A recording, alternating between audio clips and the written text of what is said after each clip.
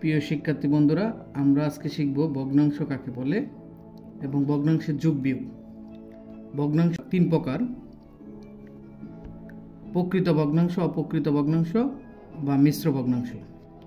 তাহলে প্রকৃত ভগ্নাংশ কাকে বলে? যার প্রকৃত ভগ্নাংশ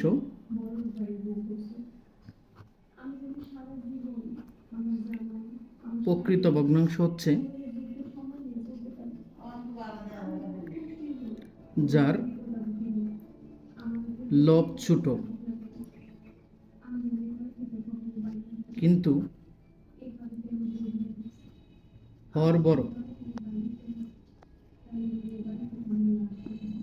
তাকে প্রকৃত ভগ্নাংশ বলে।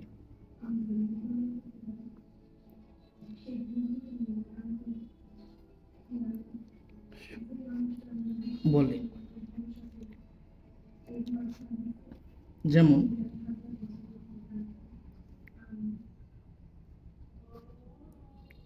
দুই ভাগের এক অথবা দুই ভাগের তিন। দেখেন, এটা হচ্ছে লব আর এটা হচ্ছে হর। তো দুইটার মধ্যেই হর বড়, লব ছোট, সেটা হচ্ছে প্রকৃত ভগ্নাংশ। তাহলে অপ্রকৃত ভগ্নাংশ কাকে বলে? অপ্রকৃত ভগ্নাংশ হলো যে ভগ্নাংশের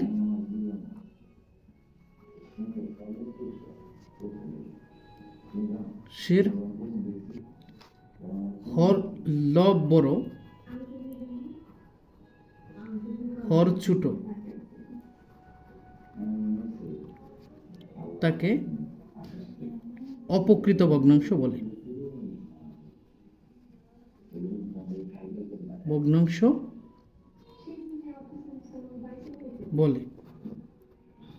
যেমন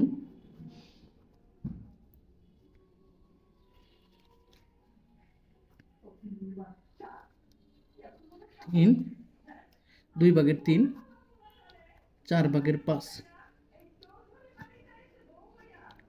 এখানে লব আর হর দুটোর মধ্যেই লব বড়, হর ছোট, এটাই হচ্ছে অপ্রকৃত ভগ্নাংশ। হলো যে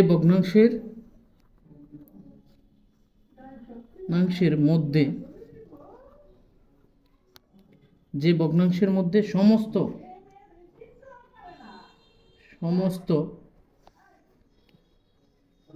থাকবে তাকে মিশ্র ভগ্নাংশ বলে।